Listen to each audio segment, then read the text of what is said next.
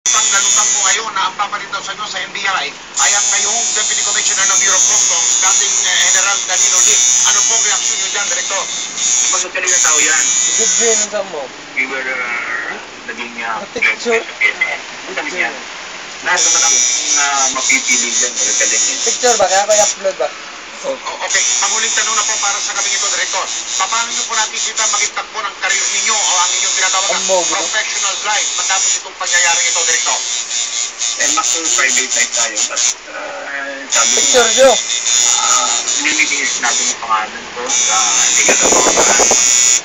And it may be a long fight, but I will go Kung on. mamimuri po lang. O sige po, salamat po sa pagtanggap nyo sa tawag namin at sa pagsagot nyo sa mga tanong namin ngayong gabi, Director. Okay, salamat din, Mike. Apo, maraming salamat dating NBI Director Magtanggol Cantula.